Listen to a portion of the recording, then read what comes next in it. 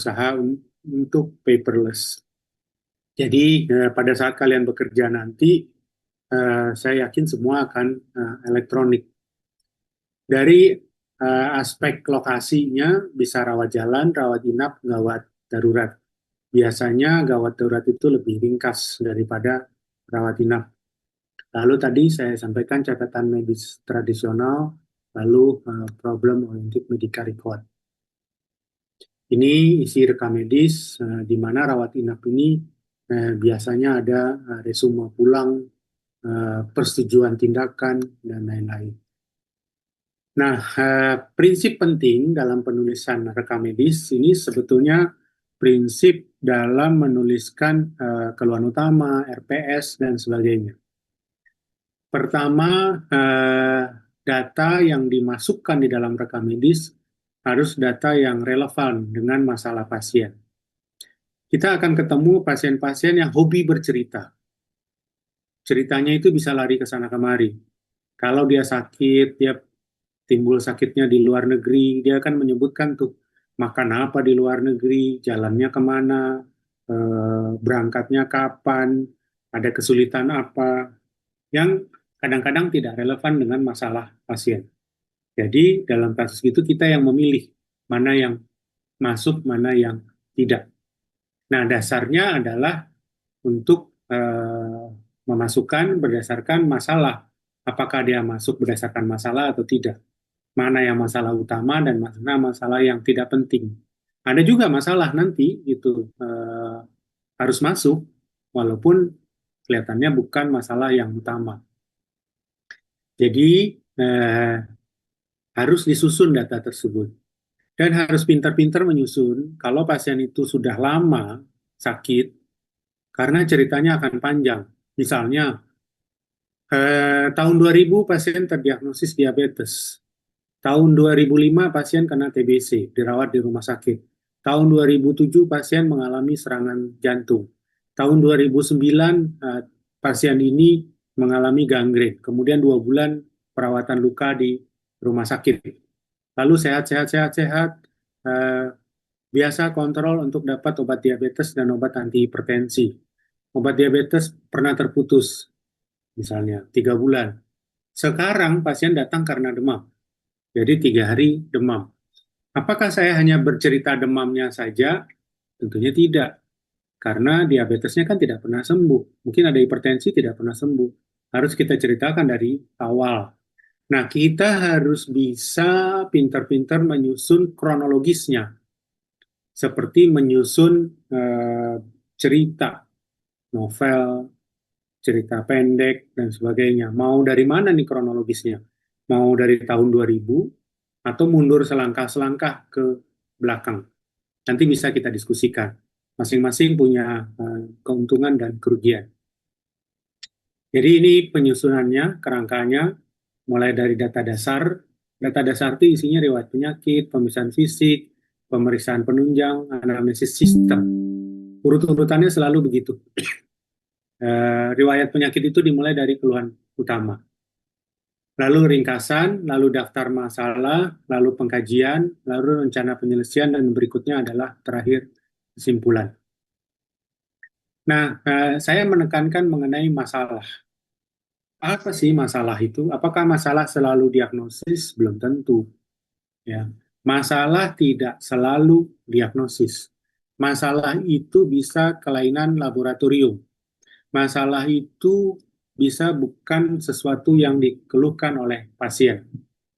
Misalnya, pasien datang dengan demam. Keluhannya demam. Tapi waktu diperiksa laboratorium, ya, didapatkan gangguan elektrolit. Misalnya hiponatremia. Nggak jelas, nggak ada hubungannya demam. Orang demamnya baru 1 hari kok. Kita curiga demamnya juga demam berdarah, nggak ada muntah, nggak ada diare. Kita harus masukkan hiponatremia. Jadi menjadi masalah. Untuk kita cari kenapa ada hubungan sama demamnya atau tidak. Jadi masalah itu bisa diagnosis memang. Misalnya sudah jelas ini pasien demam, IgM Salmonella TB positif, pola demam juga jelas, sehingga diagnosisnya adalah demam tifoid. tetapi ada kelainan laboratorium. Nah, kita tulis kelainan laboratorium. Atau ada kelainan fisik yang kita juga belum tahu kenapa. Kita bisa tulis itu kelainan fisik tersebut. Misalnya ada kemerahan yang luas di perut. Nggak jelas nih dari mana kemerahan. Tulis saja ada eritema di perut. Atau ada kelainan imaging atau foto, bisa juga ditulis. Jadi masalah itu bisa apa saja, kelainan abnormalitas yang kita temukan tidak selalu berupa diagnosis. Nah, problemnya adalah tentunya kita harus urut. Kalau masalahnya banyak, mana satu, mana dua, mana tiga. Ini contoh ya, pasien demam tifoid, hematosesia, kemudian hipokalemi. Kita tentunya harus tulis mana nomor satu, mana dua, mana tiga. Nah, pegangannya adalah masalah disusun menurut prioritas. Mana yang paling serius, itu menjadi prioritas nomor satu. Mana yang perlu tata laksana cepat, itu menjadi prioritas. Contoh pada pasien ini, dia datang dengan typhoid. Pasien typhoid itu bisa mengalami hematosesia. Jadi bisa terjadi hematosesia. Nah, tentunya ini menjadi sesuatu yang serius. Saya ingin tanya dulu, Fania Rahma Sakina, ada Fania Rahma Sakina? Ini dok, Ya, Fan. Hematosesia itu apa, Fan?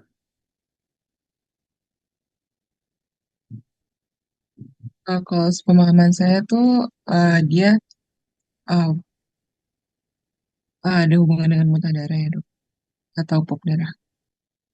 Hmm, jauh nih, antara muntah sama BAB darah beda nih.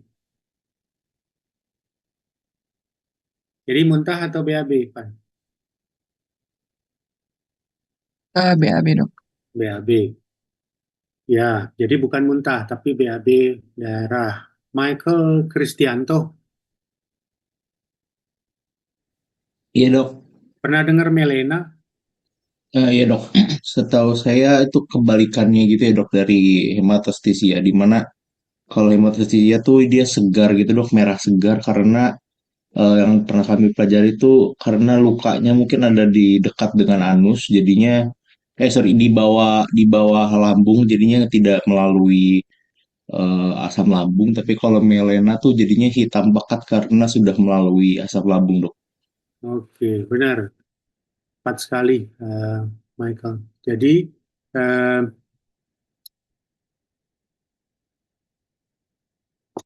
bentar. Kok lari? Jadi, hematosesia adalah BAB darah segar. Sementara melena adalah BAB darah hitam warnanya. Karena dia bercampur dengan asam lambung. Sehingga biasanya kalau kita menerima pasien, selalu pertanyaan kita BAB-nya merah atau hitam? Nah, hitam dok. Wah, ini kayaknya pendarahannya di saluran cerna atas nih. Jangan-jangan di lambung atau duodenum. Pasien dengan hematosesia, pastinya kita akan berpikir ini BAB-nya darah segar nih. Gitu. Nah, kalau BAB darah segar, mungkin pasien ini pendarahannya mungkin di inum, ilium, atau di kolon atau di bawah. Nah, kalau BAB darah ya tentunya ini sesuatu yang serius. Oke, jadi ada perdarahan merah segar karena hematosesia. Bahaya nggak BAB darah? Tentunya berbahaya karena ada perdarahan. Jangan-jangan perforasi ususnya. Pasien ini juga ada hipokalemia. Hipokalemia tentunya BAB kalium dalam jumlah yang rendah. Nah, saya ingin tanya Ibu Gusti Ngurah. Iya dok, Panggilannya siapa sih Ngurah? iya dok bisa dok. Ngurah. Apa bahayanya hipokalemia? Kan itu kalium yang rendah ya. Apa bahayanya?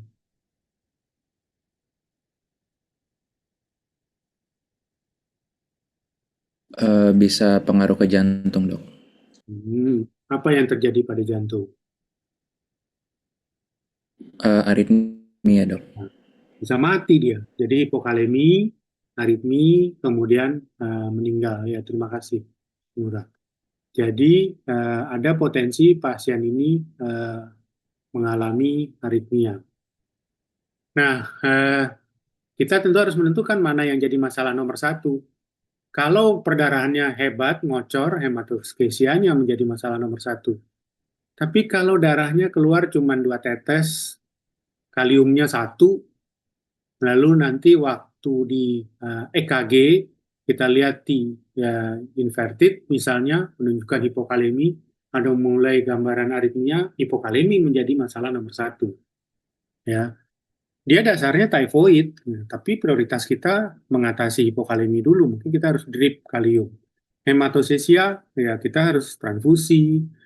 Mungkin pasien ini harus dibuka, harus kolonoskopi untuk melihat daerah perdarahan. Tapi sebetulnya yang saya ingin tunjukkan di sini adalah urutan prioritas ini bisa beda, tergantung dari prioritas masalah. Yaitu tadi masalah. Jadi misalnya itu 3 masalah. Nah, lalu dari masalah itu kita tuliskan analisis tiap masalah. Misalnya tadi hematosesia.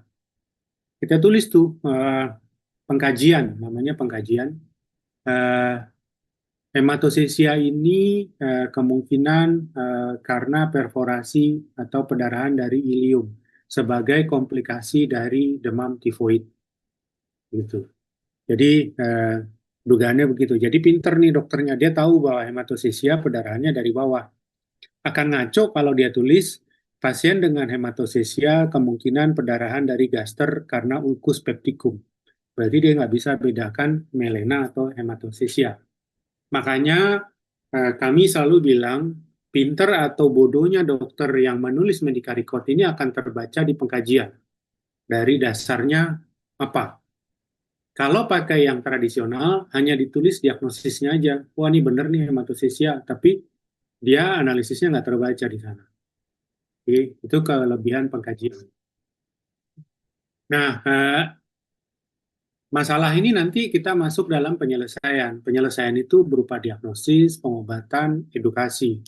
Mau minta pemeriksaan apa lagi, mau dikasih terapi apa, lalu edukasi apa yang mau disampaikan kepada keluarga. Itu namanya rencana diagnosis, rencana terapi, dan rencana edukasi. Kemudian di akhir ada kesimpulan.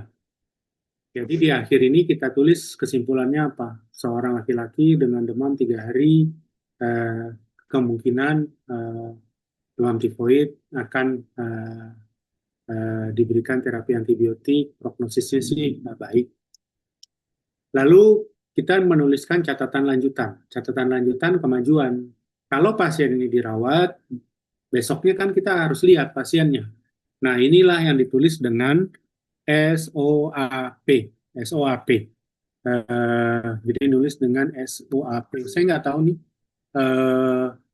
apakah ada yang pernah dengar SOAP? Ada apa nih? Brian,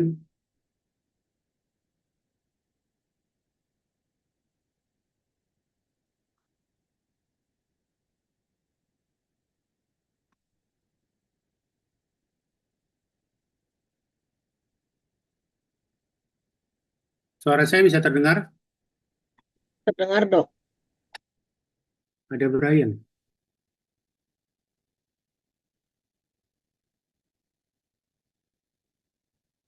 Ya dok, Ya, Brian Semara. Pernah dengar SOAP? Saya nggak tahu pernah ada diskusi sebelumnya nggak sih mengenai SOAP ini? kalau saya sendiri belum pernah mendengar dok. Belum pernah ya. Saya jelasin dulu deh. Eh,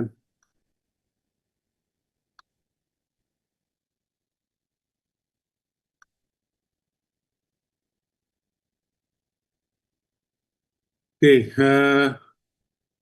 ini kenapa jadi begini?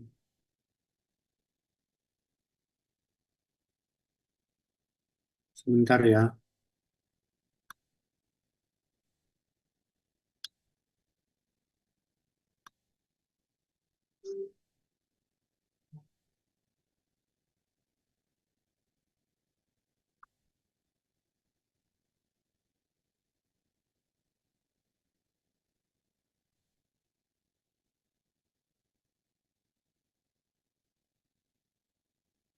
Bentar, mohon maaf, slide-nya tadi ketutup.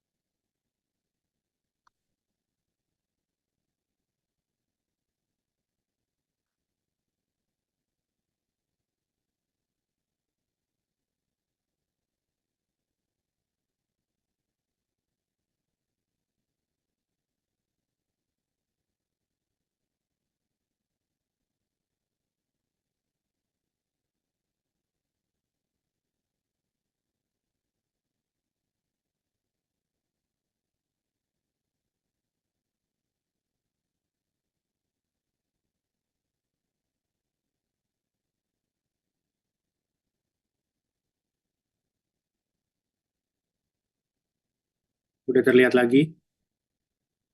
Sudah, Dok. Eh, ya, kita tadi sampai pada SOAP. Jadi, SOAP adalah catatan untuk tindak lanjut. Nah, ini dia. Jadi, catatan lanjutan ini menilai kondisi pasien pada hari-hari berikutnya kalau pasien dirawat. Kalau pasien hari itu pulang, kita cukup menulis satu harian medical record hari itu saja. Nggak pakai SOAP. Tapi kalau hari itu di GD, kita bisa nulis SOAP dari jam ke jam. Nah, SOAP ini kalau kita lihat, S-nya subjektif, O-nya objektif, A-nya assessment, P-nya plan.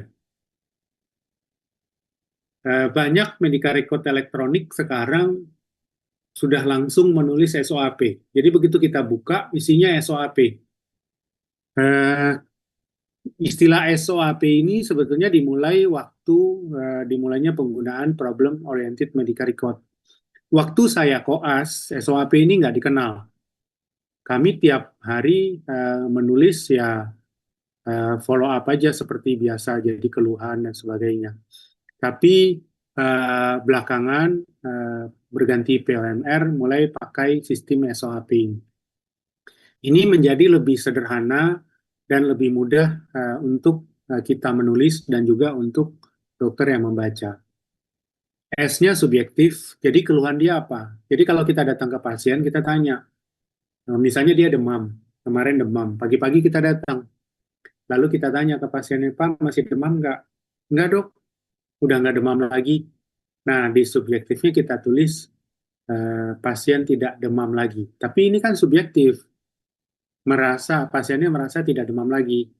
Nah, objektifnya adalah penilaian ukuran kita dari termometer berapa suhunya. Ternyata 37,8 masih demam. Pasiennya nggak merasa demam, tapi diukur 37,8. Objektif ini kita tulis suhu 37,8. Jadi data-data yang kita dapat pada hari itu, data baru misalnya, kita tulis di sana. Data lama nggak usah ditulis lagi. Masuklah hasil laboratorium. Kemarin belum ada pemeriksaan darah. Pagi ini keluar hasil pemeriksaan darah. Leukositnya 17.000. Tulislah leukosit 17.000. Nah, semua ini harus kita assess. Misalnya pasien malaria. Tulisannya malaria saat ini demam mulai turun. Itulah pengkajian. Malaria demam makin hebat. Atau pasien demam tifoid tadi, hematosesia hari ini makin berat. Hipokalemi, kaliumnya kemarin 1, hari ini 2,5. Maka tulisannya hipokalemi hari ini perbaikan. Kita kaji apakah membaik atau memburuk. Nah, lalu tuliskanlah rencananya. Misalnya kalium sekarang udah normal menjadi 3,8, maka di plan pemberian kalium di stop. Ya, drip kalium di stop. Di plan itu ditulis. Sehingga mungkin perawat yang memberikan kalium baca itu akan menghentikan infus kalium. Atau misalnya kalium tambah rendah, drip kalium dipercepat menjadi 25 mg mili ekivalen per 4 jam, tadinya per 6 jam. Oke, berarti tetesan harus dipercepat. Oke. Itulah SOAP. Jadi itu SOAP ini sangat penting. Dalam diskusi sehari-hari pun kadang ditanyakan antar dokter, dokter dengan perawat, sesama perawat, udah bikin swab belum? Jadi nyebutnya swab. Udah bikin swab belum? Ntar dulu. Swab gue belum beres nih. Jadi udah bikin swab nggak? Maksudnya hari itu udah follow up, udah nulis di medical record belum? Oke. Jadi itulah SOAP yang kemudian menjadi semua orang sekarang menjadi familiar dan paham bahwa inilah medical record kalau kita nulis swab. Misalnya ini ada pasien dengan leptospirosis. Keluhannya pagi ditanya, Pak, gimana keluhannya dok? Saya lihat badan saya makin kuning. Objektifnya apa? Memang ikterik, tapi kita susah ngebedain badan makin kuning. Yang penting adalah bilirubinnya yang baru naik apa enggak. Bilirubin kan normalnya di bawah 1.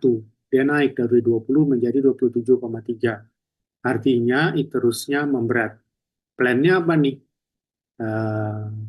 Obatnya ditambah, atau obat untuk jaundice-nya ditambah, dan lain-lain. Oke, ini lampiran contoh medical record. Jadi basicnya medical record akan seperti ini. Bisa dalam bentuk kertas, bisa dalam bentuk soft copy, bisa elektronik, ya bisa tradisional yang masih ditulis di kertas. Rekam medis itu pada awalnya adalah identitas, selalu identitas. Nah, tetapi dengan elektronik identitas ini bisa terpisah. Kita harus klik bagian lain dulu, baru kita lihat identitas.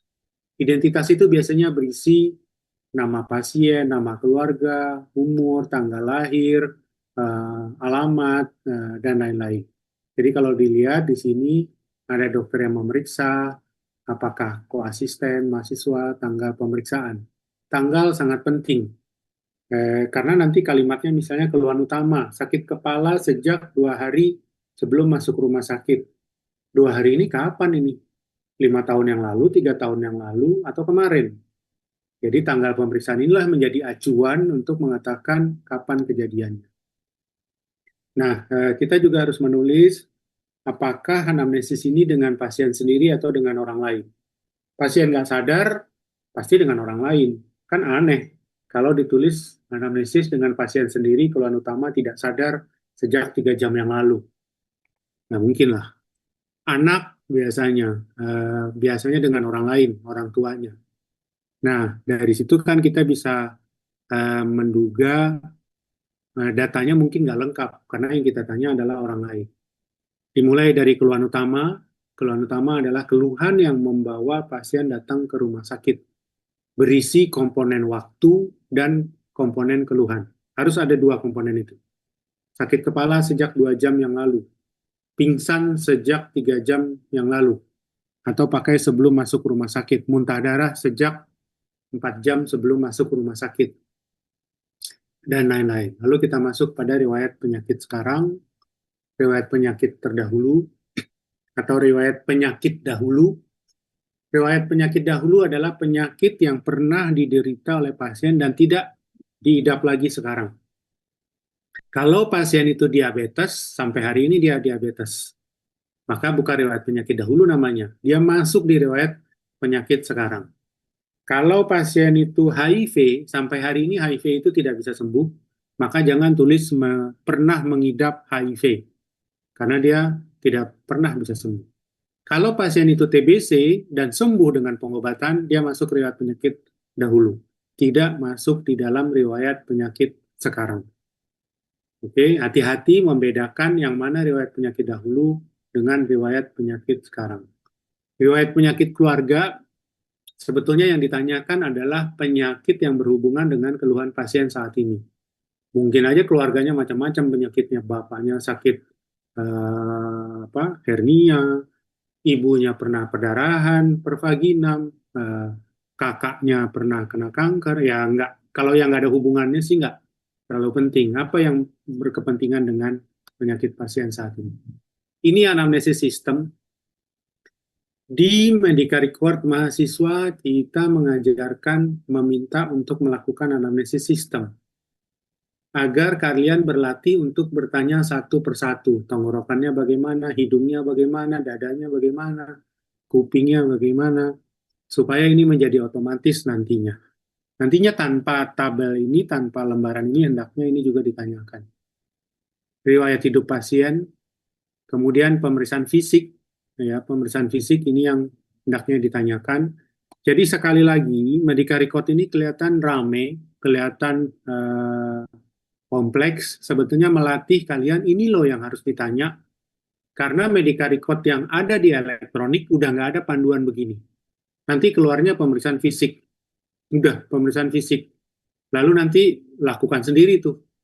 Nah inilah bahayanya, nantinya lolos. Pemeriksaan tiroid tidak dilakukan, pemeriksaan kelenjar getah bening tidak dilakukan. Jadi kelebihan lembaran ini adalah memandu kita apa yang harusnya kita lakukan. Oke, ini pemeriksaan fisik, bahkan gendang telinga harus dilihat, mulut dan sebagainya harus dilihat. Nah, terkait pemeriksaan fisik ini, ada paru, jantung di abdomen, di toraks, kemudian di perut ada hati, limpa, ginjal. Kita lihat di abdomen, saya ambil karena bidang saya abdomen, jadi saya concern ke abdomen. Kalau nggak salah kemarin Dr. Juverdi ya sudah mengajarkan pemeriksaan fisik abdomen. Pemeriksaan fisik abdomen ini tentunya kita tidak melaporkan lagi tahap demi tahap PF abdomen. Yang kita laporkan adalah kelainan yang ditemukan.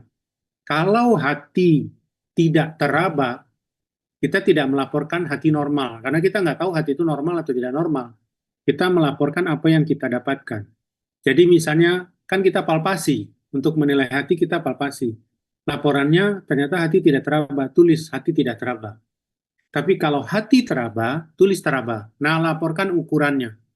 Bisa dalam bentuk senti, bisa dalam bentuk jari. 2 jari bawah arcus costa, 2 jari di bawah processus xiphoideus, dan lain-lain. Lalu konsistensinya bagaimana. Oke, jadi laporkan. Laporan jari pembesaran hati ini harusnya dalam bentuk pelaporan lobus kanan, lobus kiri. Di bawah arcus costa dan di bawah processus xiphoideus laporannya. Saya teringat ini karena 2 minggu yang lalu saya menjadi penguji OSCE untuk calon PPDS penyakit dalam. Rata-rata kan lulusan berapa tuh? 3 tahun yang lalu ya, selesai intensif, kemudian kerja wajib setahun, kemudian ujian. Mayoritas tidak meraba lobus kiri hati. Ya mau nggak mau, terpaksa saya kosongkan nilainya karena dia tidak lakukan. Dan di luar itu, yang mayoritas juga melakukan adalah tidak melakukan pemeriksaan palpasi hati secara parabolik. Saya nggak tahu salahnya waktu di KKD, di FCP, atau bagaimana ya, sehingga tidak cocok dengan checklist. Jadi salah satu cara belajar pemeriksaan fisik, hendaknya kita tahu checklist nilai yang dipegang oleh para penguji. Para penguji ini terutama para penguji OSCE, karena fisik kan oleh para penguji OSCE ini kan nanti akan dilakukan juga pada saat UKM PPD misalnya. Checklistnya akan ada, dan checklist itu sama harusnya. Jadi ada baiknya melihat checklist ini agar pemeriksaan fisik kalian sesuai dengan apa yang diujikan. Tapi apa yang dilakukan dalam pemeriksaan fisik tidak harus dilaporkan dalam laporan pemeriksaan fisik. Yang kita laporkan hanya temuan, bukan teknik pemeriksaan, hanya temuan. Oke, nanti akan ada latihan untuk ini, latihan pemeriksaan fisik, latihan pelaporan, latihan mengisi medical record. Ini medical record-nya, lalu ini hasil laboratorium, lalu ini ringkasan data klinis yang kita tulis. Kalau dilihat ini ditulis anamnesis, pemeriksaan fisik, laboratorium, tapi biasanya ringkasan ini udah nggak dibagi-bagi begini, jadi satu aja. Jadi sekali lagi dibuat detail supaya ada panduan, tuntunan buat kalian mengisi. Saya harusnya ringkasan menulis ini dulu, pemeriksaan jasmani dan laboratorium. Lalu ini daftar masalah, saya ulang lagi, daftar masalah bisa diagnosis, gejala, kelainan, eh, abnormalitas lab, dan lain-lain. Lalu masuk pada pengkajian. Jadi di pengkajian inilah tadi saya bilang sentralnya dari problem oriented medical record ini. Kalian laporkan apa yang didapat. 3 masalah, 3 pengkajian ditulis. Lalu masuk rencana. Rencana ada diagnostik, terapi, dan edukasi. Mau diapain pasiennya? Pemeriksaan apa yang perlu diminta? Kalau udah jelas, pasien kebacok misalnya, tangannya putus. Udah jelas putus, nggak perlu lagi di CT scan, orang udah jelas kok tangannya putus. Nggak perlu lagi pemeriksaan macam-macam, udahlah tinggal sambung aja tangannya. Jadi nggak ada rencana diagnostik. Tetapi untuk sesuatu yang ada di dalam abdomen misalnya, kita kan nggak bisa lihat dari luar, dia sakit perut. Apakah sakit perut ini gastritis, apakah sakit perut ini infeksi, apakah sakit ini gangguan di pembuluh darah, kita perlu pemeriksaan penunjang. Itulah pemeriksaan, rencana diagnostik. Lalu terapinya apa yang akan diberikan, kemudian edukasi terkait penyakit pasien tersebut. Terakhir kesimpulan dan jangan lupa prognosis. Saya ingin tanya Najbah.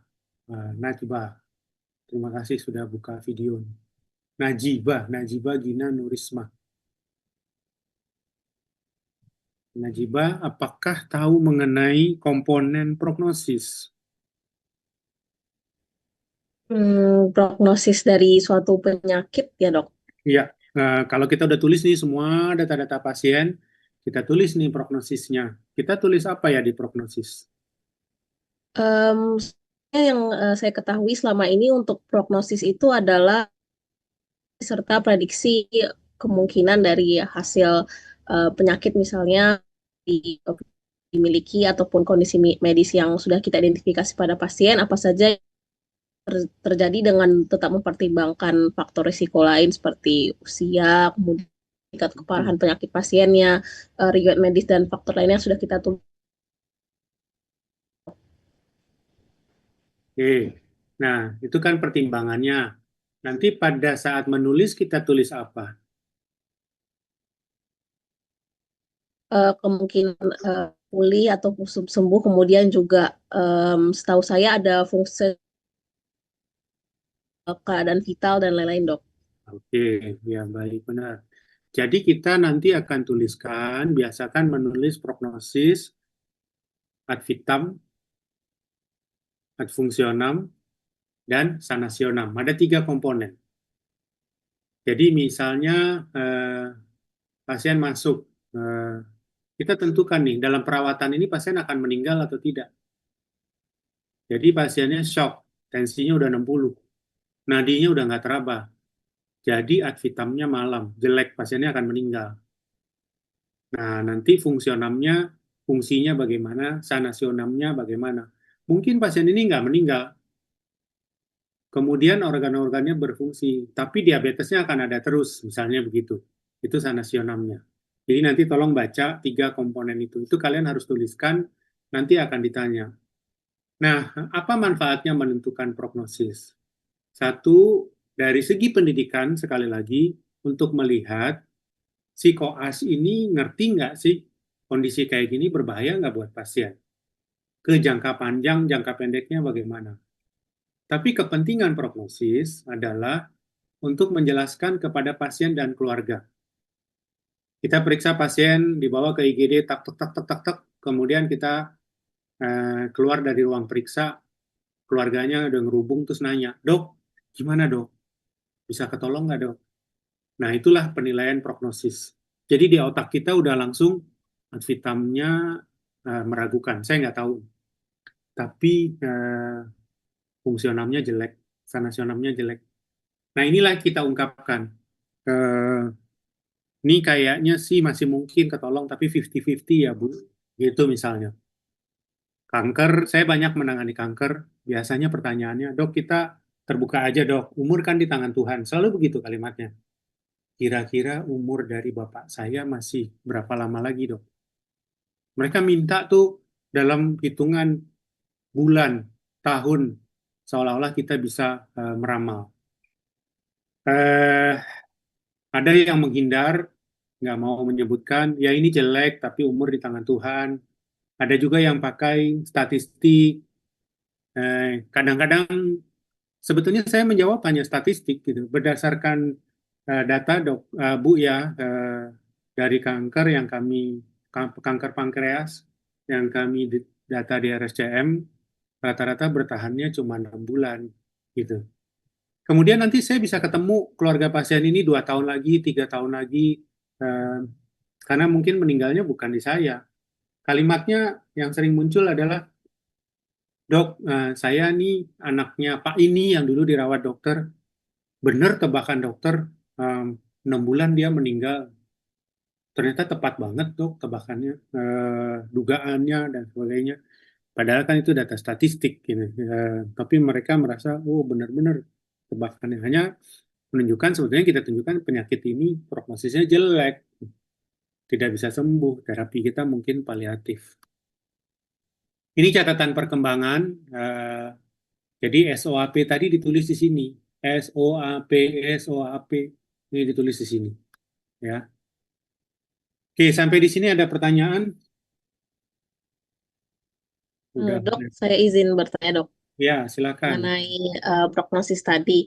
Hmm. Jadi kan sebenarnya jenis prognosis itu kan ada yang sanam itu sembuh, bonam baik, kemudian juga malam buruk dan dubia yang tidak tentu atau ragu-ragu dok. Nah, kalau misalnya dalam penulisan rekam medis ini, apakah kita harus menentukan jenis dari prognosis ini sendiri dan sekiranya apa yang bisa kita lakukan untuk menentukan prognosisnya begitu dok? Ya, bagus. Terima kasih. Prognosis harus kita tulis. Saat ini, karena kalian dalam pendidikan, kalian harus tulis. Tetapi, ini saya cerita apa adanya ya. Di praktek, seringkali kami tidak menulis di medical record. Ya, kami tidak menulis di medical record, tapi ada di kepala kami. Kalian pun juga akan begitu. Mungkin tidak menulis, tapi di kepala udah tahu nih prognosis jelek, bagus. Tetapi pada saat pendidikan inilah belajar untuk menilai prognosis. Sehingga tahu apa dasar menilai prognosis. Ada form penilaian prognosis di inform konsen tindakan. Itu ada tuh di bawah, prognosis. Jadi kalau kalian iseng-iseng buka-buka inform konsen tindakan, di bawahnya ada prognosis tuh. Nah, itu kita menulis tuh kalau mau tindakan prognosisnya bagaimana. Ya, agar di sana sudah tergambar ini tindakan beresiko nggak nih. Pasien udah shock, kita lakukan operasi. Pilihannya antara meninggal dan selamat. Prognosis jelek. Jadi kalaupun dia meninggal ya memang termasuk resiko dari tindakan yang kita lakukan. Jadi apakah kita harus menulis? Iya. Tapi kan kami belum terlalu paham mengenai penyakit ini. Iya, harus nulis sepemahaman kalian. Memang segitulah taunya, gitu. Nggak apa-apa. Tapi ya harus hati-hati menilai prognosis itu. Misalnya ad vitam.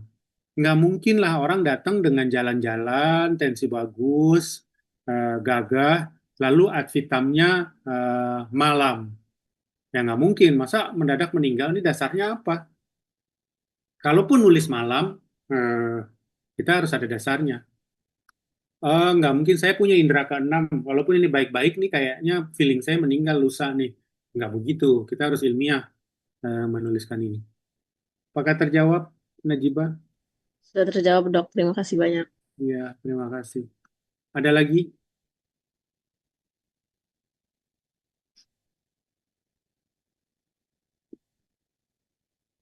Oke, kalau tidak ada, saya lanjut pada contoh. Ini contoh yang ditulis oleh, saya masih pakai ini karena waktu itu saya jadi koordinator pendidikan. Saat ini waktu saya jadi koordinator dan pembimbing, ini salah satu rekam medik yang menurut saya ditulis dengan lengkap. Jadi ini identitasnya. Ini yang menulis sekarang baru saja lulus spesialis kulit, kakak kelas kalian. Jadi pasien ini pasien poli. Jadi kita lihat di sini pasien ini sebetulnya nggak ada keluhan, tapi datang untuk ngambil obat. Kalian bisa nuliskan seperti ini, ya. Jangan terpaku antara keluhan dan waktu, tapi bisa aja pasien di RSCM ini pasien datang untuk ambil obat antara kontrol rutin. Ini kita baca di sini, pasien kontrol rutin bla bla bla selama di poliendokrin, riwayatnya hipertensi diketahui 6 tahun sebelum masuk rumah sakit, riwayat penyakit dahulunya, nyeri dada, stroke, diabetes saat hamil tidak ada. Jadi kalau kita lihat yang dimasukkan dalam riwayat penyakit dahulu adalah penyakit-penyakit yang putus, yang nggak berkepanjangan. Hipertensi tentunya dimasukkan riwayat penyakit sekarang, karena sampai hari ini dia masih hipertensi. Riwayat keluarga, dari segitu banyak penyakit yang dia masukkan, yang penting adalah diabetes pada ibu. Karena berarti keluarganya ada yang diabetes, ibunya. Ini riwayat sosial ekonomi, ini pemeriksaan umum. Lazimnya biasanya pemeriksaan umum ini dimulai dari tanda vital, antropometri, tinggi badan, berat badan, keadaan gizi, kemudian tulislah satu persatu kulit, kepala, rambut, mata, telinga, hidung, tenggorok, gigi, mulut, dan lain-lain. Nah, ini saya tampilkan karena dia menulis lengkap. Ya, pada prakteknya nanti kita mengisi tidak seperti ini. Inspeksi, palpasi, perkusi, auskultasi. Inspeksi, palpasi, perkusi, auskultasi. Untuk semua pemeriksaan abdomen misalnya. Jadi nantinya yang diharapkan sebetulnya untuk abdomen, hepar dan dien tidak teraba. Nggak usah nulis yang normal ini, tapi hasilnya saja. Kalau nanti di rotasi klinik, tapi di FCP, modul FCP ini silahkan dituliskan lengkap. Lalu masuk pada ringkasan. Jadi ada dua ringkasan dan kesimpulan. Kalau ringkasan hanya menceritakan riwayat penyakit dan PF-nya, belum ada kesimpulannya. Nah, di kesimpulan nanti akan ada prognosis. Ini daftar masalahnya. Setiap masalah dia kaji, rencana diagnosisnya apa, rencana tata laksananya apa. Oke. Setiap masalah. Ada 11 masalah ya, 11 harus ditulis. Ini ada 6. Ya, ini tadi semua ditulis. Rencana diagnosis, rencana tata laksana. Oke, kemudian untuk ruang rawat. Ruang rawat lebih kompleks lagi. Karena biasanya yang dirawat itu kalau di RSCM, karena rumah sakit rujukan, pasien-pasien yang banyak keluhan. Keluhannya diare, sejak 5 hari sebelum masuk rumah sakit. Jadi dia tuliskan mengenai diarenya 5 hari sebelum rumah sakit. Tapi pasien ini keluhannya udah sejak 1 tahun, ada 25 tahun yang lalu, sering mengalami diare, udah panjang nih ceritanya. Kalian harus tulis semua, nggak bisa cuma menulis keluhan yang baru-baru ini aja. Karena kelihatannya keluhan saat ini berhubungan dengan 25 tahun yang lalu. Ya. Jadi ini perawatan hari ke-9. Nah, juga hal yang penting adalah kalian bisa masuk ruangan, pasien ini udah dirawat seminggu. Ya. Ceritakan, pasien ini mengalami perawatan hari ke-9. Supaya keluhan utama dengan PF cocok. Misalnya nih, keluhan utamanya tidak sadar sejak 2 jam sebelum masuk rumah sakit. Tapi dia udah dirawat seminggu. Saat ini udah sadar. Sehingga PF-nya adalah kompos mentis. Nah, ini bisa terjawab karena ada penjelasan. Sudah dirawat 7 hari dan sadar pada hari kedua perawatan misalnya. Oh, pantesan dia kompos mentis. Jadi, paham ya? Tuliskan di sini. Jadi makanya bisa jomplang antara keluhan utama dengan PF. PF-nya beda dengan keluhan utama. Sesak napas sejak 2 hari yang lalu. Lalu udah dikasih antibiotik, kasih oksigen, udah nggak sesak. Lalu frekuensi napasnya udah balik ke 18. Jadi nggak ditanya lagi. Kamu nggak tahu ya bedanya sesak apa enggak? 18 ini mah nggak sesak. Nah, jawab. Dia ternyata udah dirawat, udah dapat obat, makanya perbaikan. Keluhan utamanya tetap sesak. Karena keluhan itulah yang membuat dia datang ke rumah sakit. Oke, riwayat keluarga, ini pemeriksaan umum, kesadaran kita tulis, kompos mentis, kemudian kulit, dan lain-lain. Lalu ini pemeriksaan fisik ditulis juga lengkap. Jadi kalau kita lihat dia tulis lengkap. Jadi mau nggak mau ini yang saya pakai terus menjadi contoh, karena jarang-jarang koas menulis selengkap ini. Nanti kalau ada yang nulis lengkap, tolong disetor ke saya, mungkin bisa saya pakai untuk mengajar tahun depan ya. Karena udah terlalu lama juga contohnya. Ini pemeriksaan penunjang dia tulis, kemudian tabel pemeriksaan penunjang, lalu daftar masalah, ada 11 masalah, ini ringkasan, lalu satu-satu masalahnya dia kaji. Anamnesis, pemeriksaan fisik, pemeriksaan penunjang, lalu masuklah rencana diagnosis dan rencana terapi untuk tiap masalah. Jadi akan makin banyak masalah, akan makin banyak pengkajiannya. Nanti kalian akan berlatih untuk ini. Cuma ini saya mencontohkan bahwa ada pengkajian yang harus ditulis. Lalu ini kesimpulan. Nah ini tadi prognosis. Ad vitam bonam, ad functionam bonam, ad sanationem dubia ad malam. Karena diabetes hipertensinya mungkin akan makin berat menurut analisis si koas ini. Ini follow up SOAP. Pasien sudah tidak diare, buang air besarnya 2 kali sehari, konsistensinya lunak. Nah, ini dia tuliskan, sebetulnya tidak perlu selengkap ini, tulis saja yang penting, misalnya KU-nya nggak perlu lagi, dia kan dari tadi juga sadar, yang penting mungkin di abdomennya, bising ususnya gimana, lalu ada data baru hasil kultur urin misalnya, lalu dibuat assessment, lalu planningnya apa yang akan diberikan. Ini follow up hari kedua, ya. Oke, itu tadi mengenai contoh medical record. Ada pertanyaan sampai di sini? Untuk medical record ini silahkan kalau ada pertanyaan. Silahkan.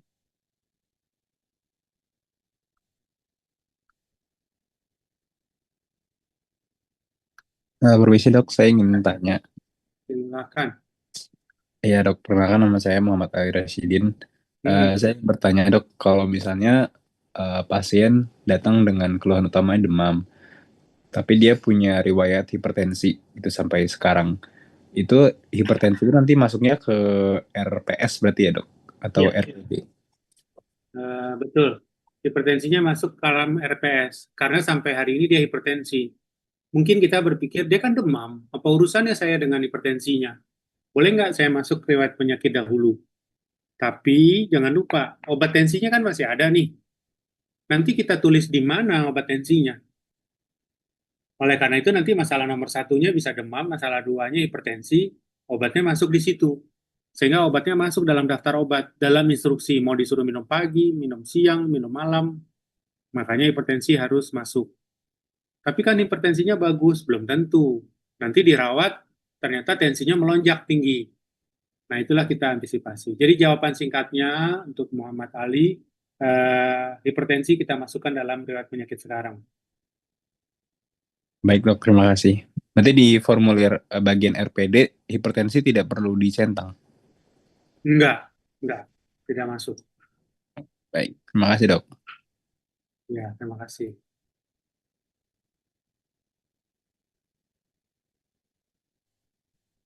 Ada lagi pertanyaan?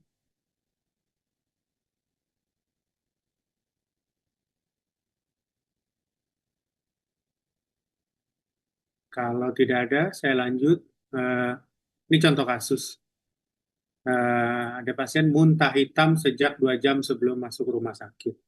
Jadi ada keluhan, muntah, lalu ada komponen waktu 2 jam sebelum masuk rumah sakit. Jadi pasien ini dibawa ke rumah sakit karena muntah warna hitam, 2 gelas, tapi pasien ini biasa kontrol ke poli karena sirosis. Jadi memang pasien lama. Terakhir, sebulan terakhir ini makin cepat lelah. Ini pemeriksaan fisik, tolong diperhatiin ya, karena saya nanti akan nanya nih masalahnya apa. Keluhannya muntah hitam, pasien ini biasa kontrol dengan sirosis, tekanan darah 110/80, nadi 92, suhu 38,3, skleranya ikterik, konjungtiva pucat, jantung paru normal, abdomen membuncit, ada nyeri tekan abdomen, ada eritema palmaris. Oke, jadi masalahnya apa nih pasien ini?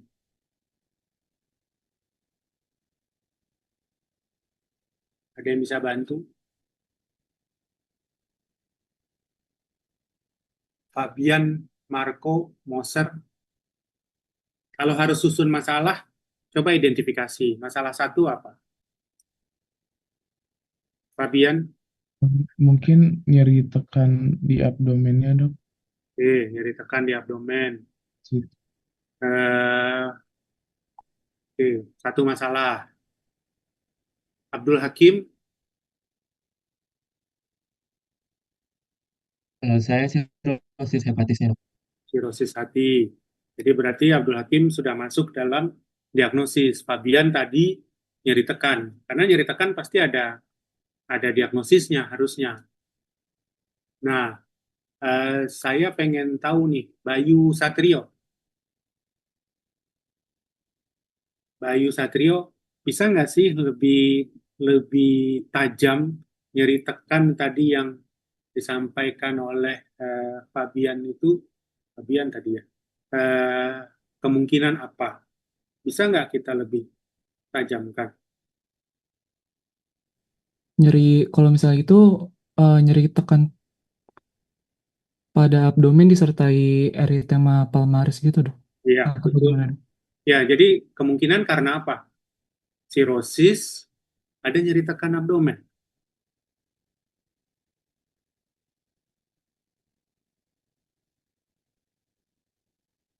Ada pasien sirosis, ada nyeri tekan di abdomen.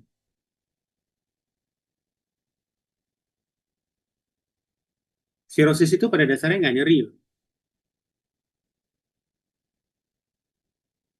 Rizky bisa bantu? Rizky, Iwan, Ananta.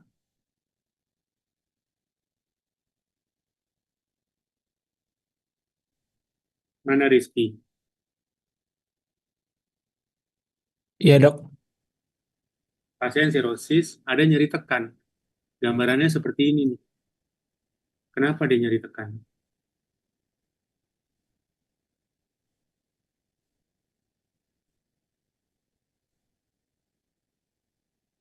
Ada yang bisa bantu? Ada yang bisa komen?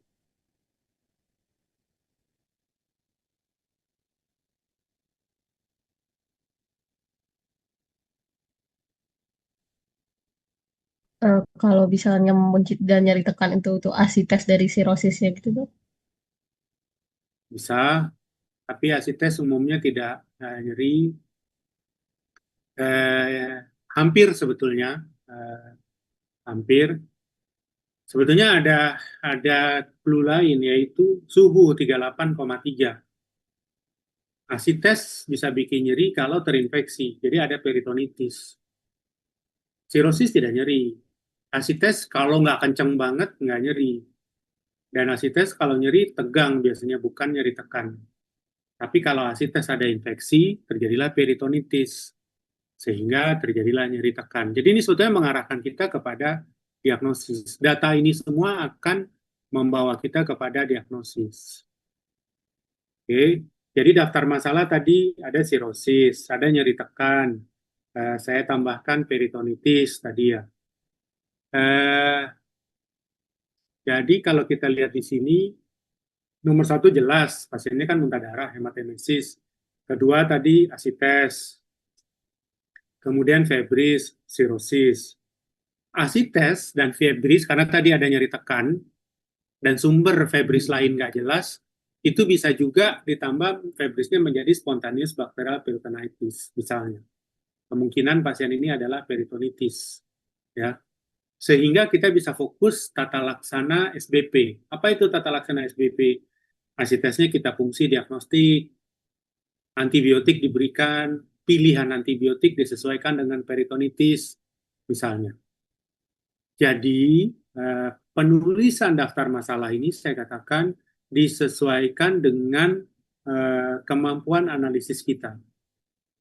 Jangan kecil hati nanti kalau ada konsulen yang begitu lihat langsung bilang, oh ini peritonitis. Dari mana ya peritonitis? Kok saya nggak bisa tahu ya? Karena memang kalian belum bisa menggabung-gabungkan itu. Oleh karena itu cara penulisan ini akan beda tergantung pemahaman orang itu. Kalau data sudah lengkap, tapi dia belum sampai ke diagnosis, ya berarti dia memang belum bisa menggabung data ini, mengsintesis data tersebut. Dan memang tentunya perlu dasar untuk bisa sampai kepada hal seperti itu. Oke, berikutnya kasus lain. Ini lebih mudah, lebih mudah. Dia juga minta muntah hitam sejak 2 jam sebelum masuk ke rumah sakit. Jadi dibawa ke IGD karena muntah warna hitam, tidak pernah berobat. Ini pasien yang seger-seger aja. Kemudian karena minum jamu pegelinu. Oke. Anggaplah siapa nih? Maria Gabriela. Maria Gabriela. Maria Gabriela ini muntah hitam. Dia kan sehat nih, pasti dia nggak sirosis. Kemudian dibawa ke IGD karena muntah warna hitam. Mungkin kemarin karena kebanyakan ikut Zoom, dia pegal lalu minum jamu pegelinu sejak mulai modul FCP ini. Nah, jadi data yang kita punya adalah muntah hitam, jamu pegelinu, tidak ada penyakit sebelumnya. Karena kemarin-kemarin dia masih ikut kuliah. Daftar masalahnya apa nih? Saya tanya yang sakit dulu deh, Maria Gabriela. Mungkin untuk daftar masalah kan tadi lebih ke muntah hitamnya, Dok. Jadi ada kemungkinan untuk pendarahan di upper gastrointestinal bisa di lambung, Dok. Oke, bahasa penulisan di daftar masalah ditulis apa?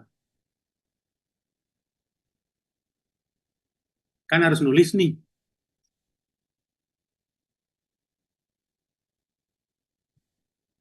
Anda akan tulis apa?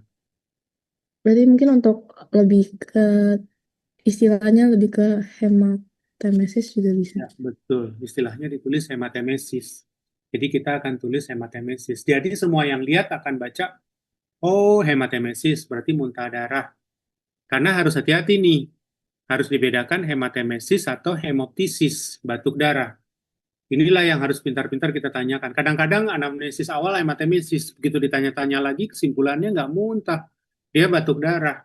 Atau bahkan juga batuk darah, terus darahnya ketelan, habis itu dimuntahin.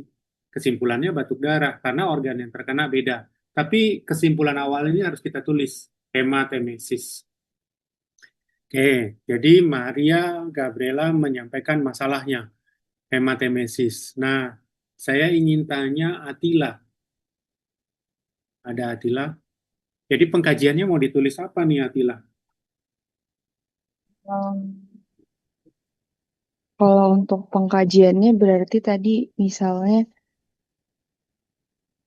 ada sejak 2 jam, bukan ada upper Sampaikan aja kan mukanya nggak kelihatan ini.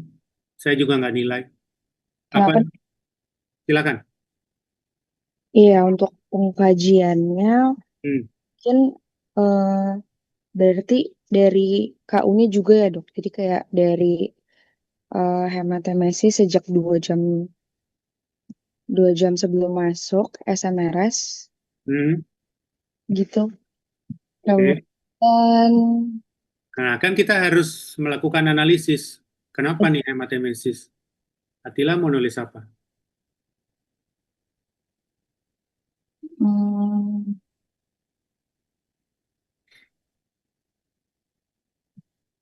ada kemungkinan pendarahan apa ya dok? Ya mungkin ya upper GI tract-nya kan ada bleeding tadi dok. Oke, karena bleeding upper GI tract.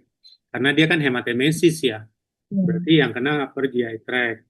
Oke, yang lain bantu, kira-kira kenapa bleedingnya ini? Ada yang bisa bantu? Izin dok. Ya, siapa ya ini? Silakan. Baik dok, jadi dengan riwayat konsumsi jamu pegalinu yang dikonsumsi sebelum masuk rumah sakit dan ada tanda-tanda hematemesis, mungkin bisa dicurigai tadi di bleeding ya, berarti salah satunya bisa peradangan gastritis ataupun bleeding di lambung itu dok. Karena adanya iritasi akibat konsumsi jamu pegalinu tadi dok. Iya. Jadi inilah yang harus kita keluarkan dalam pengkajian. Kita tuliskan upper GI bleeding, lalu upper GI bleedingnya karena apa? Ya, karena kan tanda-tandanya udah kelihatan. Jadi kita nggak nulis sirosis nih. Karena kan nggak ada cerita sirosisnya, PF-nya juga nggak ada. Jadi tulisannya begini, masalah hematemesis didasari muntah warna hitam. Oke, kemungkinan karena gastritis erosiva, erosi di lambung karena pasien minum jamu penghilang nyeri.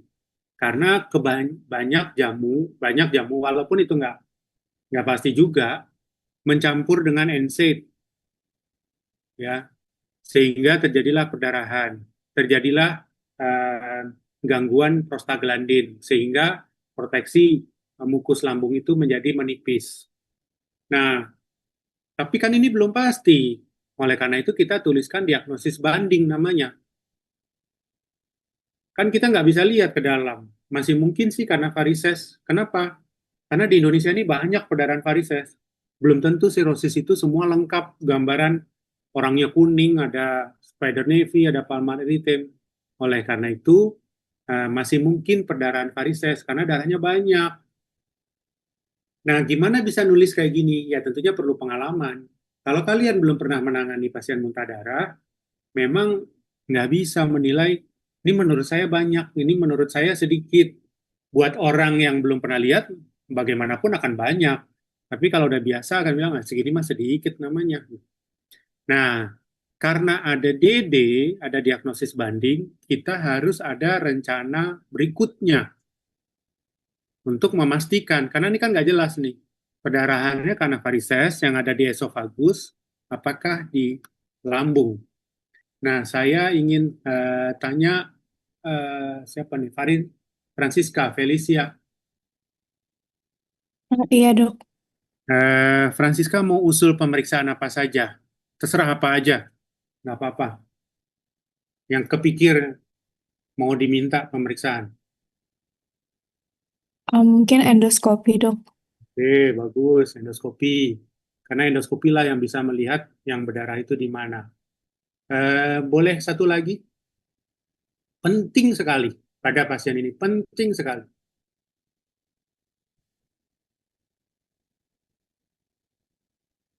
Yang bisa dilakukan di IGD. Endoskopi mungkin harus janjian dulu, harus daftar dulu.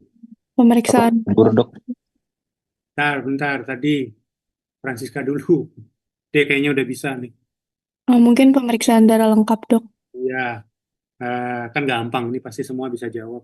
Ya kita mau lihat HB-nya berapa. Karena kita perlu tentukan transfusi akan dilakukan atau tidak. Oke, jadi kita harus lakukan transfusi atau tidak. Oleh karena itu pemeriksaan darah lengkap.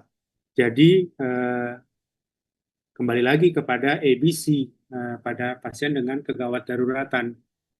Airway, breathing, circulation, ini kita lihat hemodinamiknya, dan salah satunya nanti dari AB-nya. Jadi bukan hanya endoskopi. Baik, berikutnya kita latihan. Ini biasanya belakangan ini sejak pandemi kita nih selalu online. Saya sebetulnya lebih suka offline karena harusnya kita latihan per kelompok dan kemudian kita diskusikan. Kita latihan bersama aja deh. Ini ada pasien habis perjalanan jauh naik bus selama 20 jam. Ketika bangun pagi badannya meriang, pegel-pegel, lalu demam. Ya. Lalu demam berkurang sedikit setelah minum Panadol. Hari berikutnya, jadi demam pertamanya tanggal 20 Mei. Tanggal 19 dia baru pulang dari Sumatera. 21 Mei masih demam, nafsu makan turun. Kemudian tanggal 22 Mei dia muntah ketika bangun jam 6 pagi.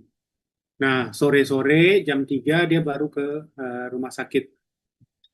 Muntah-muntah lagi. Oh, jam 5 baru dia ke rumah sakit karena lemes. Jadi jam 5 sore dia ke rumah sakit karena terlihat makin lemes. Jam sore dia muntah-muntah lagi.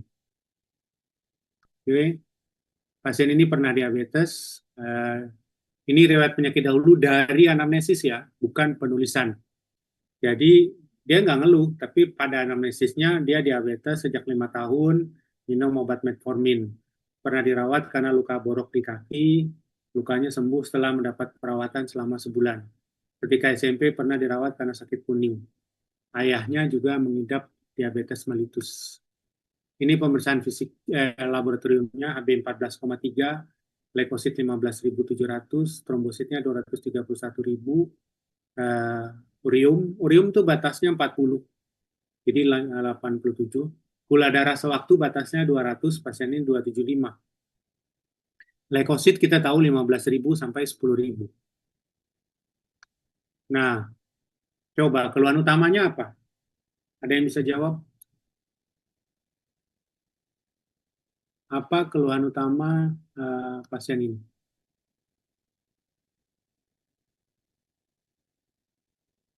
Muntah-muntah ya, Dok. Muntah-muntah, lalu waktunya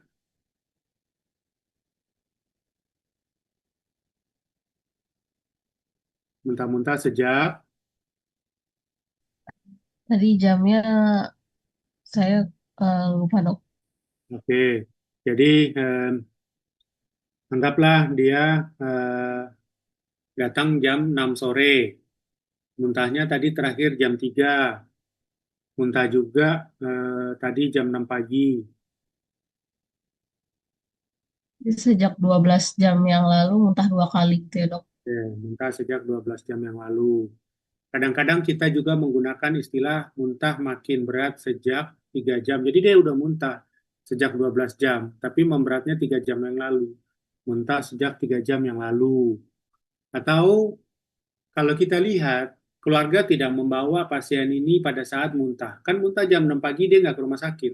Muntah jam 3 dia nggak ke rumah sakit. Jam 5 dia lemas, baru dibawa ke rumah sakit. Jadi dibawanya karena lemas, karena dia tepar gitu. KO pasiennya. Jadi bisa ditulis lemas sejak 1 jam sebelum masuk rumah sakit. Oke. Jadi lemasnya lah yang membuat dia dibawa ke rumah sakit. Riwayat penyakit sekarang ya tinggal disusun. Kemudian riwayat pengkajian masalahnya kita lihat tadi ada muntah, ada demam. Jadi kita bisa susun berdasarkan masalah tadi yang didapatkan. Ada muntahnya, ada demamnya.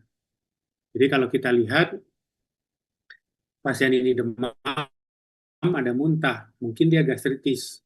Sehingga kalau kita tulis bisa menulis dehidrasi karena pasien ini muntah, bisa menulis lemas, bisa juga febris, bisa juga gastritis akut. Jadi makin ke pangkal tadi, kelihatan dia makin paham. Kalau gastritis akut, dia bisa menggabung masalah lambung, masalah demam, dengan masalah muntah. Jadi menurut saya ini gastritis akut. Tapi kalau lemas ya masih awam banget, lemas. Tapi nggak menjelaskan nih kenapa dia demam.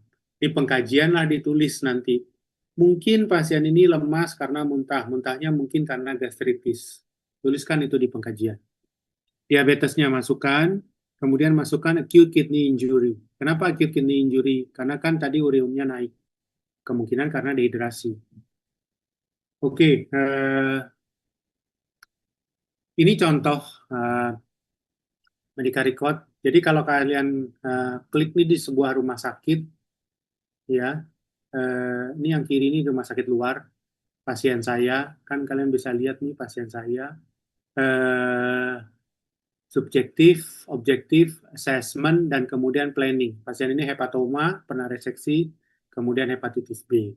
Yang kanan ini medical record juga di sebuah rumah sakit lain, subjektif, objektif, assessment, dan planning. Jadi subjektifnya apa yang diceritakan pasien, datanya, kemudian assessment, dan planning. Oke, ya akhirnya kesimpulan, catatan medik ini menjadi form yang menjadi standar dan harus dipahami karena kalian akan bergaul dengan medical record mulai dari masuk FCP sampai nanti berhenti praktek. Mungkin kalian tidak berurusan dengan medical record kalau tidak praktek lagi. Atau memang pekerjaannya bukan menjadi klinisi. Jadi kelebihannya ada masalah, ada pengkajian, dan pengkajian ini kita bisa menuangkan isi pikiran kita. Demikian pengantar mengenai PMR. Silakan bila ada pertanyaan. Kalau ada belum jelas.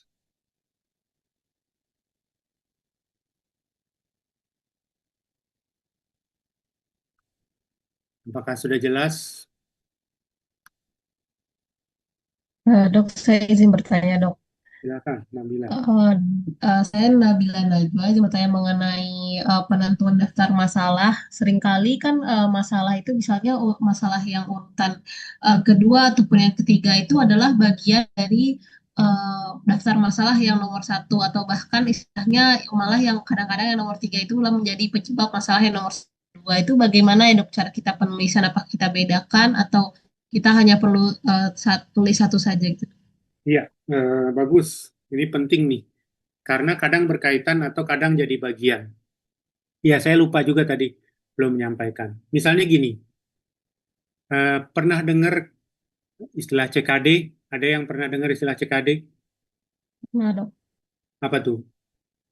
chronic kidney disease. Iya, chronic kidney disease. Berarti pasien gagal ginjal. Em, tahu mengenai kondisi HB pasien dengan chronic kidney disease? HB-nya bagaimana pada pasien chronic kidney disease? Rendah ya, pertanyaan gampang. Ini pertanyaan gini aja ditanya. Saya mau mastiin kalian paham bahwa pada pasien chronic kidney disease, salah satu kelainan lab yang rutin didapat adalah anemia. Anemia pada chronic kidney disease. Karena ada kekurangan eritropoietin yang menjadi bahan untuk membentuk hemoglobin. Jadi biasalah orang gagal ginjal kronik itu pucat, HB-nya rendah. Nah, harusnya keluhan mual, pucat, HB rendah masuk dalam satu komponen pengkajian untuk chronic kidney disease. Masalah nomor satu, chronic kidney disease, pengkajiannya. Pasien dinyatakan chronic kidney disease karena pasien ini mual, pucat, uriumnya 200, kreatininnya 5, IGFR-nya misalnya 20, dan lain-lain. Lengkap ini semua. Udah, bener nih. Di Nabila ini bener deh menyatakan chronic kidney disease karena dasarnya ini. Gitu kan? Tetapi pada satu ketika, HB ini bisa mencelak keluar dari masalah nomor satu. Kenapa? Dia datang HB-nya 2. Wah gawat nih, HB tinggal 2. Bisa mati nih bentar lagi pasiennya. Kita keluarkan anemia ini jadi satu masalah. Jadi kita keluarkan masalah nomor satu anemia, masalah nomor 2 chronic kidney disease. Karena anemianya mau kita obati. Begitu. Jadi anemia nomor 1, nomor 2 adalah chronic kidney disease. Ini contoh pada kasus sirosis tadi. Kan sirosis ada asites, kan pasti jadi pertanyaan, asites itu kan biasa pada sirosis. Kenapa dikeluarkan? Karena asitesnya mau dicari ada peritonitis atau tidak. Kalau dia masuk dalam sirosis, kita udah tenang-tenang aja, kan udah sirosis, udah jelas. Enggak, asitesnya mungkin perlu difungsi, dicari kenapa. Jadi ada masanya kita mengeluarkan kalau masalah itu perlu perhatian khusus. Perhatian khusus bisa diagnostik, bisa terapeutik. Ya. Pasien dengan chronic kidney disease, kaliumnya naik. Hiperkalemi sering terjadi. Tapi perlu kita keluarkan karena saya harus cari hiperkalemi ini kenapa? Emang karena CKD-nya atau karena sebab lain? Jangan-jangan hiperkalemi ini karena gangguan shift asam basanya akibat asidosis misalnya. Nah, itu harus kita keluarkan. Terjawab, Nabila? Terjawab, Dok. Berarti memang kembali lagi ke prioritas masalah yang kita ingin selesaikan dan pengkajian tuh jadi justifikasinya gitu ya, Dok? Iya. Ya. Baik, terima kasih. Yang penting kita bisa menjelaskan kenapa dikeluarkan. Tapi nanti kalau kalian bekerja, itu kan sebetulnya terserah kalian. Nggak ada juga yang menilai kenapa dikeluarkan, kenapa dimasukkan gitu. Nggak ada yang ngomel-ngomel. Ngomel itu kan pada saat sekolah aja gitu. Memang nasib mahasiswa kan siap menerima omelan. Nah, nanti kan kita sendiri. Tapi kebiasaan ini dibawalah pada saat praktek. Saya menerapkan prinsip POMR ini, daftar masalah. Kalau saya terima kasus, saya masih nggak tahu ini kenapa, yang ada cuma labnya, saya tulis kelainan lab. Pada kondisi saya harus mengeluarkan, saya keluarkan. Supaya saya ada perhatian khusus pada kasus itu. Jadi apa yang saya dapat ini saya terapkan karena menurut saya akan membantu kita dalam tata laksana pasien. Jadi jangan menganggap, ini kan buat pelajaran doang, nanti mah terserah saya tulisnya. Ya, tapi nanti kita bisa miss, bisa lewat tata laksananya gara-gara kita gabung semuanya. Oke, ada lagi?